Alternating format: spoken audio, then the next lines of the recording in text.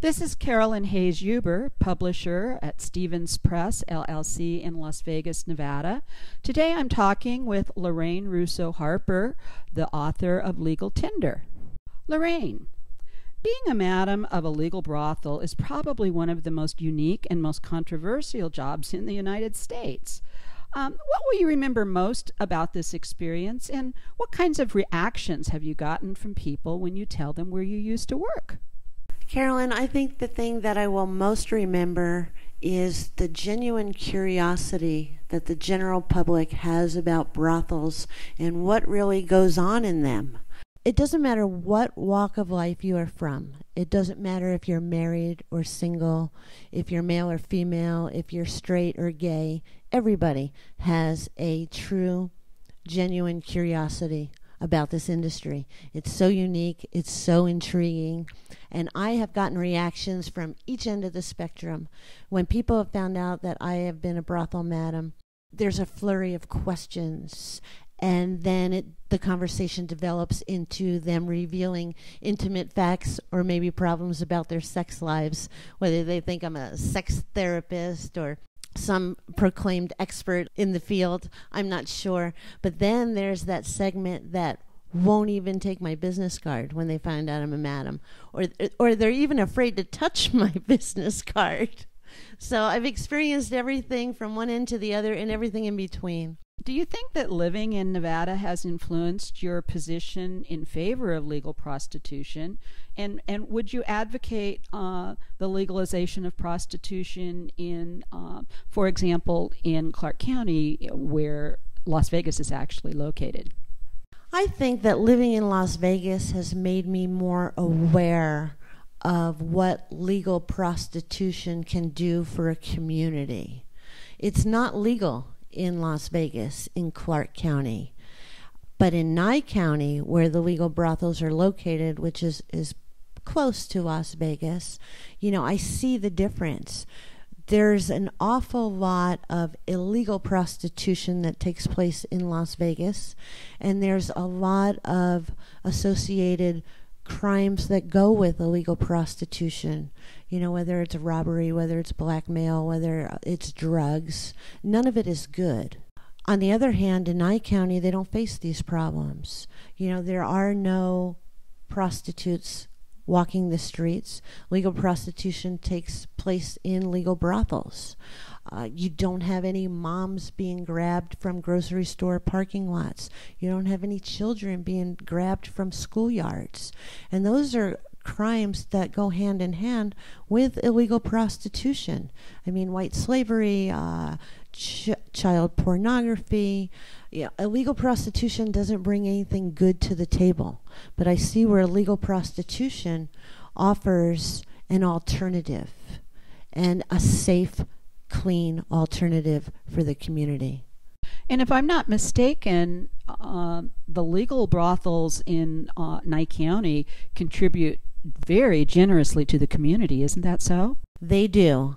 They fly under the radar. They're not looking for any recognition. They are more or less in an island. They're not in town center. School buses aren't going to drive by them to get to schools. So if you want to go to a brothel, that is your point of destination. You're not going to pass by it on your way to the market. But they are major contributors to the general fund of the county. They are big supporters of emergency services, whether it's the sheriff's department, the ambulance, the fire department. They actually have built soccer fields and baseball diamonds for the communities, over and above what their regulatory fees and licensing fees contribute to the community. So they are a great asset to communities. What inspired you to write the book? And did you tell all, or did you hold some back? My inspiration was actually twofold.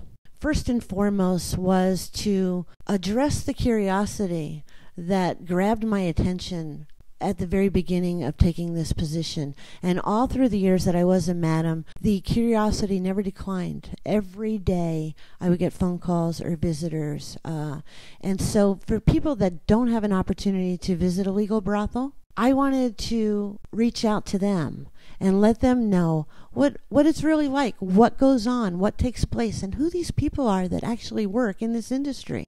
So it was my way of reaching out to the people that maybe, in the middle of Nebraska might not ever have the opportunity to wind up in a legal brothel, just out of curiosity. And then my second reason was to give attention to a no-kill animal sanctuary that I'm building. And so LegalTender, all the proceeds from that go to Symphony Animal Foundation.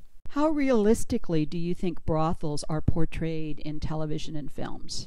I don't think they're portrayed realistically at all. If what I see on TV regarding brothels is reality TV, I don't believe there's a lot of reality in reality TV. It's all staged. That's not what takes place. It's a pretty natural transition, what happens behind closed doors in a brothel, because, sexuality comes very natural. And to bring in a camera on what you say are licensed prostitutes in the privacy of their rooms in a brothel and customers that are true, legitimate paying customers, what you see on TV is very scripted. So I don't believe it's very real at all. Are you still in contact with any of the ladies who worked for you? And are you still in contact with any of the customers? The ladies still call me. I get inundated with Mother's Day cards, birthday cards. Every time I pick up the phone, more often than not, Mom, you're never going to believe what happened. And it's one of my girls. And, I still refer to them today as my girls because they have entrenched themselves in my heart so deeply. And they know that. And that's why they still pick up the phone. And that's why they call and they come and visit me. And the customers, they actually come to my new place of employment. And they'll come into the bar and we talk about old times. And so, yeah, it's almost like an extended family that's developed from all this.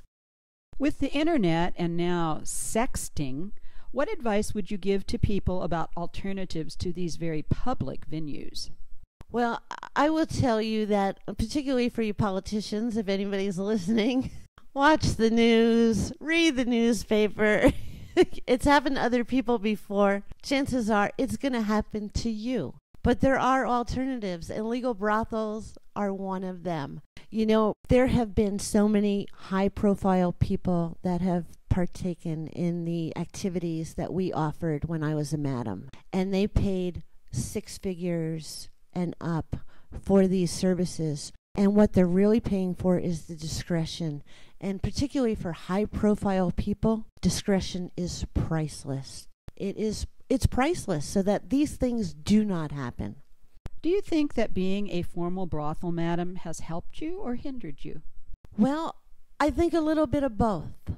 I think that if I were to go to, say, Iowa or a state like Montana or Wyoming, where Nevada's a pretty liberal state, I think that if I applied for a job and it was listed on my resume that I was a former brothel madam, I think that would hinder me. It has helped me because it's opened up so many more avenues. People are so intrigued that they'll hire me just to find out what went on at my prior employment. So, I think that there's a little bit of both, but I will tell you in every instance that listing being a brothel madam on your resume certainly livens up your resume. I'm sure it does. I would certainly think that your management skills grew enormously during the really difficult task of managing such a diverse group of the girls to the support staff and even customer service. Oh, you bet. I'm in the hospitality industry still, but I am the general manager of a Best Western hotel. And I will tell you that there is so much less drama when you rent the room by the night as opposed to by the hour.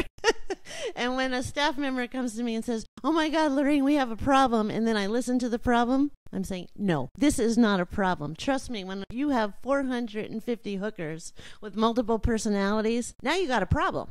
Lastly, I'd like to ask you about your very special foundation, and I know something very, very close to your heart. So tell us about it.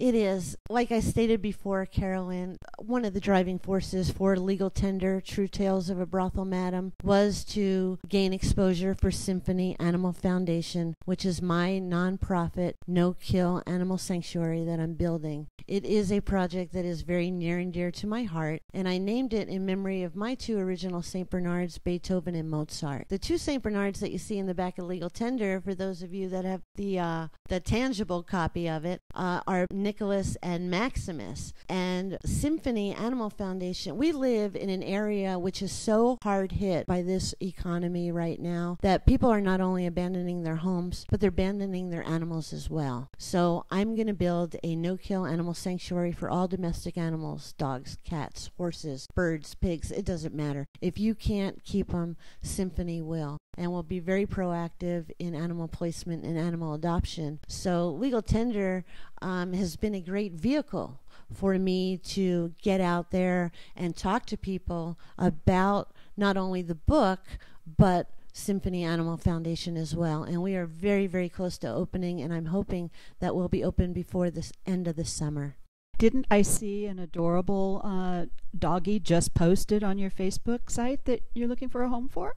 You did. We have a little rat terrier who her name is Sweetie, and she is a sweetie. And we have animals up for adoption. And Symphony Animal Foundation has a Facebook page off of my Facebook page, Laraine Russo Harper. And please come on and let's get to be friends, and we'll chat. And if you have any questions about the book or the foundation, I go on Facebook all the time, and I'd love to meet you. And is there a website for the Symphony? There is. It is symphonyanimalfoundation.org.